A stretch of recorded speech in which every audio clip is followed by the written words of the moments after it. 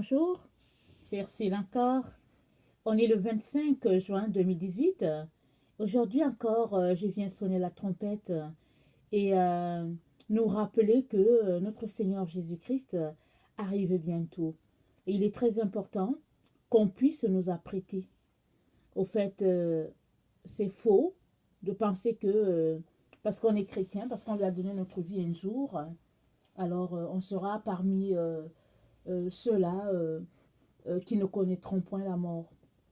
Jésus-Christ nous a avertis et il nous a donné la parabole des 10 vierges pour nous montrer qu'il était important que notre lampe soit toujours allumée afin de ne pas avoir la surprise désagréable des 5 vierges qui ont été appelées des folles. Alors, c'est un peu ça. Et je viens aujourd'hui apporter une exhortation sur tu es sur le point de tout perdre. Donc voilà, au fait, c'est un titre choquant, mais c'est la triste réalité. Alors, je ne sais pas où est-ce que tu en es avec ton amour pour le Seigneur versus les biens de ce monde. Alors, vous savez, et on va à l'école au fait pour apprendre pour accumuler les biens terrestres, les biens matériels. Au fait, c'est ça. C'est comme ça qu'on peut expliquer ça.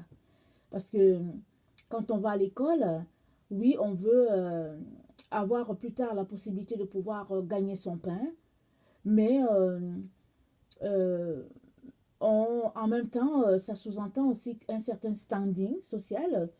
Et très souvent, on veut plus quand on est à un niveau, on veut un niveau plus haut, etc., etc.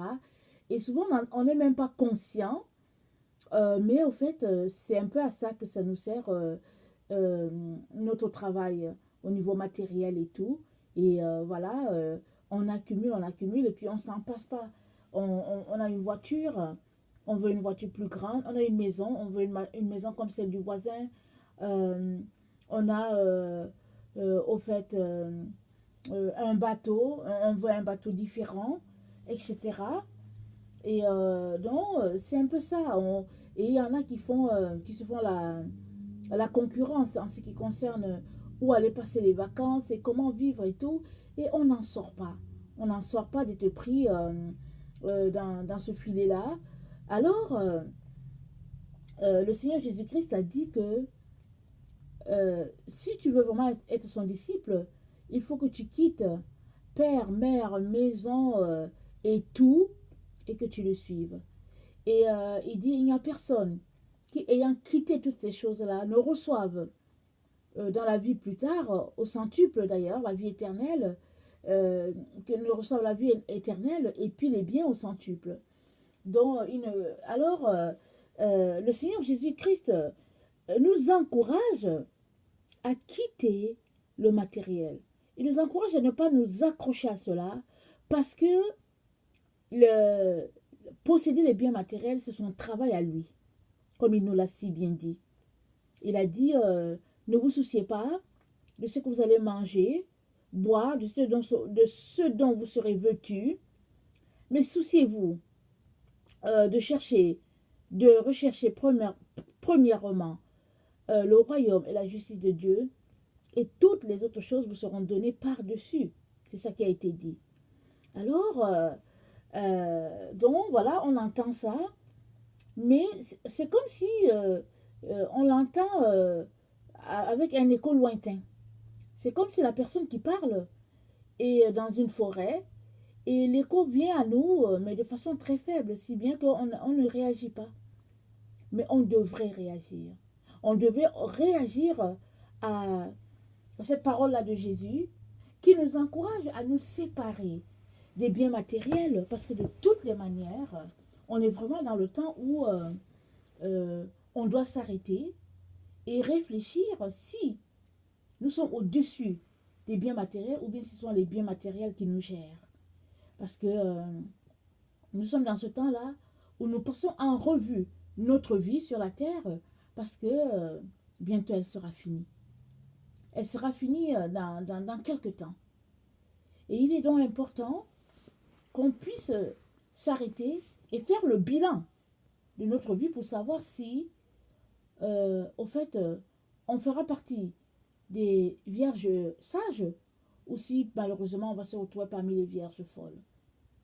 Alors cela nécessite que on puisse se détacher des biens matériels. Parce que, anyway, si on n'a pas tout abandonné pour Jésus-Christ, alors on sera quand même obligé, très bientôt, de laisser aller tous nos biens matériels. Parce que tous ceux-là qui ne pourront pas acheter ou vendre avec le signe en vigueur dans ce temps-là, le signe de la bête, ben, ils seront obligés de tout quitter. Ils vont quitter maison, ils vont quitter les voitures, ils vont tout laisser derrière eux, ils vont partir. On va voir des milliers marchands, peut-être avec peut-être des tentes. On va voir des personnes vraiment perdues, en train de se trouver un refuge quelque part. Évidemment, il y a des endroits comme la Croix-Rouge, il y a des endroits où on va ouvrir des abris de fortune pour les chrétiens et tout. Mais là aussi, rien ne prouve que ce ne sera pas des pièges pour plus tard leur faire injecter le signe de la bête moyennant une soupe ou bien un vrai repas ou bien moyennant une douche. Parce que vous savez, ce sera des moments de détresse tels que dit dans la parole de Dieu, tels qu'il n'y en a jamais eu sur la terre. Alors, il est donc important que on puisse prendre ce message de Jésus-Christ au sérieux et s'assurer que on est quitte de tout cela. Et la seule manière pour toi d'être quitte, c'est que tu aies tout donné à Jésus-Christ. C'est que les biens matériels ne te tiennent pas, mais que tu sois en relation d'intimité, de proximité avec le Seigneur, de telle sorte que tu sois prêt à dormir sur un lit, ou bien sur une natte, ou bien à même le plancher, tu n'as pas de problème parce que tu as ton Jésus-Christ avec toi. Alors nous sommes vraiment dans ce temps-là où chacun devrait être détaché de toutes ces choses-là, sachant qu'il a son Jésus-Christ dans son cœur. Parce que si tu n'apprends pas à te détacher de ces choses-là maintenant, alors dans un avenir très très très proche, tu seras obligé malgré toi. Et qu'est-ce qui va t'obliger? C'est que peut-être tu vas choisir de prendre le signe de la bête pour pouvoir garder tes biens matériels. Ou bien soit, tu vas les laisser aller et puis tu vas aussi quitter la maison et tout ce qui s'y rattache. Parce qu'en ces temps-là, il n'y a que tous ceux-là qui proféreront l'Antichrist comme Dieu, qui pourront avoir les maisons, les voitures, les engins, le bus. Ils pourront prendre le bus et aller où ils voudront. Ils auront le boulot. Et le boulot ça va piluler. Parce que tous les chrétiens, ils ne seront pas à leur poste. Ils vont comprendre. Les vrais chrétiens vont comprendre que ici, là, c'est très... les temps sont là, les temps prédits sont là et qu'ils ont besoin de fuir. En ce temps-là, les destinations tropicales seront populaires. Les destinations en direction des pays du Sud seront populaires. Alors, est-ce que tu as pensé, par exemple, avoir de l'argent de côté, peut-être? Peut-être as-tu pensé mettre ton passeport à jour? Parce que ce n'est pas en ce temps-là que tu vas courir pour mettre ton passeport à jour si ton passeport ne l'est pas. Ce n'est pas en ce temps-là. Il y aura des bousculades terribles au niveau de l'aéroport. Il y aura des situations terribles.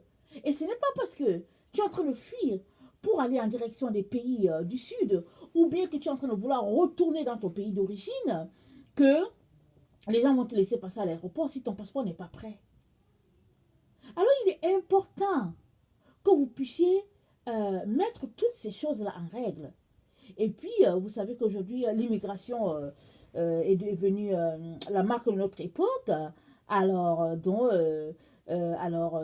tu vas retrouver aux États-Unis, tu vas retrouver quelqu'un qui vient du Sénégal, tu vas aller en Chine, tu vas retrouver quelqu'un qui vient du Costa Rica, et tu arrives au Ghana, tu vas trouver là quelqu'un qui vient du Canada. Alors, l'immigration est répandue et puis bon, voilà, on fonctionne bien avec et puis on est content parce que là, les restrictions sont limitées et le monde va ainsi. Mais, très très bientôt, la panique saisira beaucoup de gens parce que le monde va se rendre compte que, surtout les enfants de Dieu, ils vont se rendre compte que le temps tant prophétisé est là. Et que c'est comme si ça leur aura surpris, ça les aura surpris.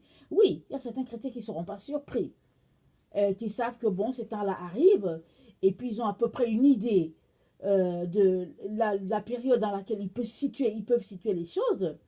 Mais il y a beaucoup d'autres personnes qui seront surprises, parce que bon, au fait, peut-être qu'elles ont été sauvées un jour, mais elles ont été prises dans l'engrenage de la vie.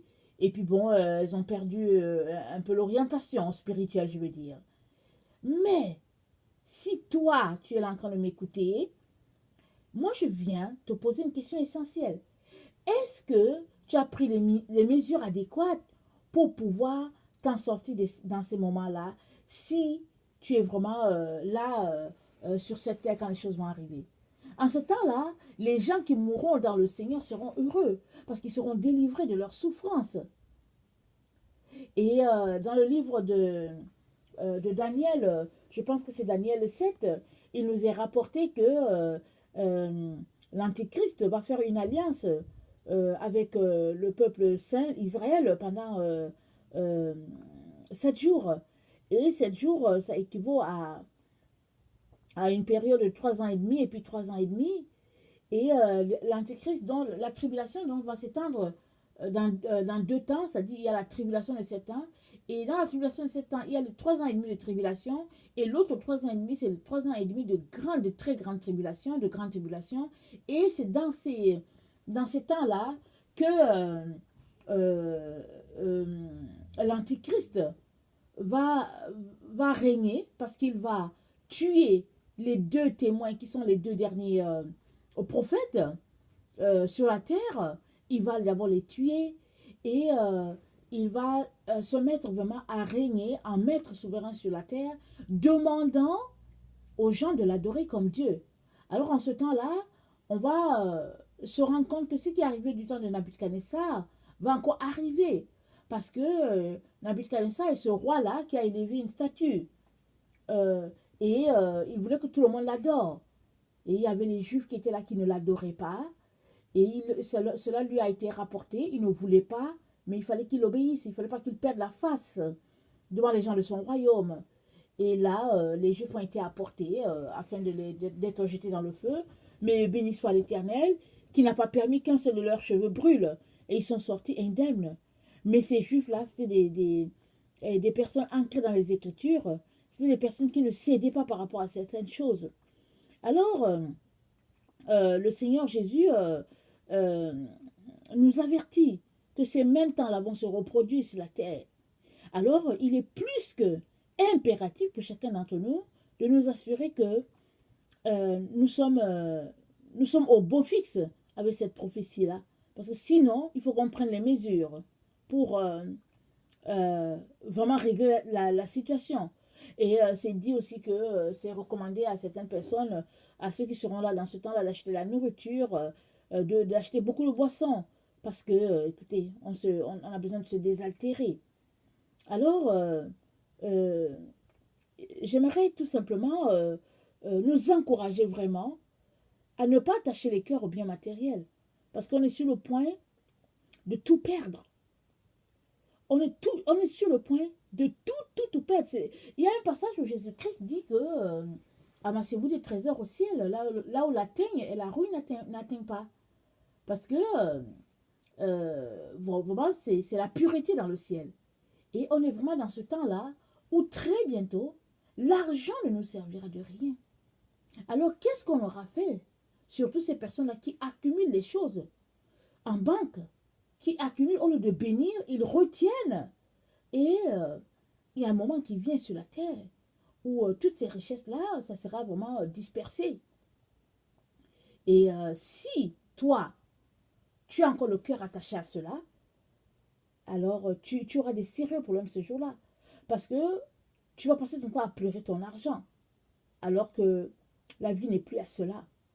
Alors je viens vraiment nous encourager à, à tout faire pour être de ceux-là qui, qui ont mis leur vie en règle avec Jésus.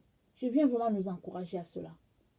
Alors, que sa grâce demeure sur chacun d'entre nous, vraiment qu'il nous donne de prospérer à tous égards dans sa parole.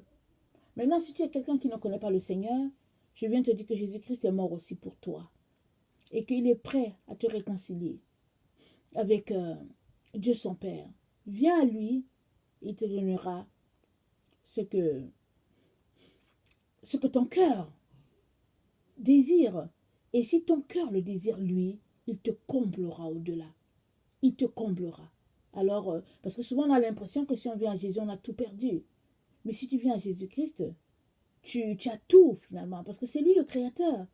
Et penser qu'il est ton époux, c'est extraordinaire. Mais on a besoin de venir. Alors, que sa grâce vraiment demeure sur chacun d'entre nous, qu'il nous donne de persévérer jusqu'à sa venue. Merci beaucoup.